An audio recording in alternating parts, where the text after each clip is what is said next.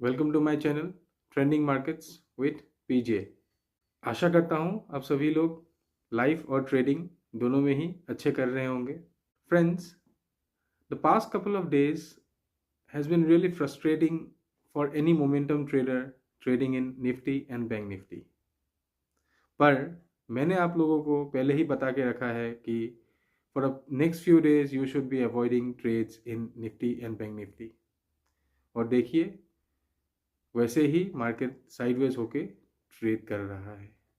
We have seen a classical trendless range bound price action for over the past couple of days. हाँ, this is best for stock pickers.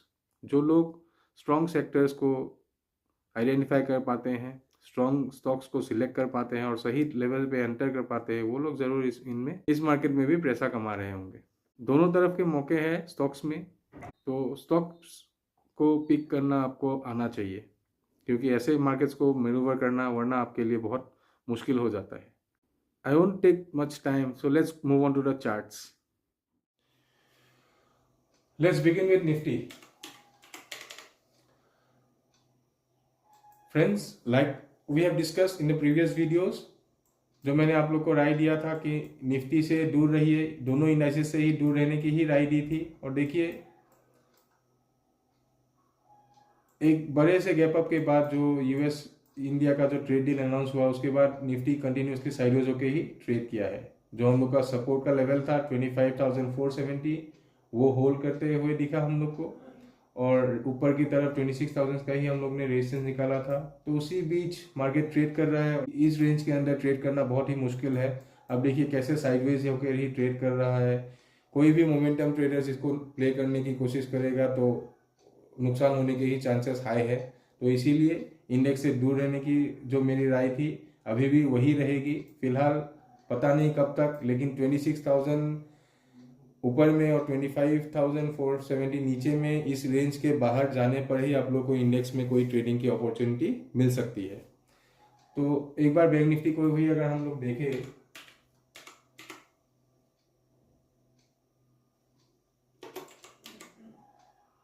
Bank Nifty भी Nifty की तरह ही gap up के बाद continuously sideways होके trade किया है। आप डेली टाइम फ्रेम में देखें तो फ्रेंड्स, ये जो हम लोग का sloping downward trend line resistance था पहले का, वो अभी एक सपोर्ट का काम कर रहा है और उसके नीचे अभी तक बैंक निफ्टी ने क्लोजिंग नहीं दी है। आज फिर एक गैप अप हुआ और गैप अप के बाद देखिए, अगर छोटे टाइम फ्रेम में आप लोग जाए आवरली में, तो देखिए कैसे गैप अप के बाद बैंक निफ्टी टोटली साइडवेज होके ट्रेड किया है।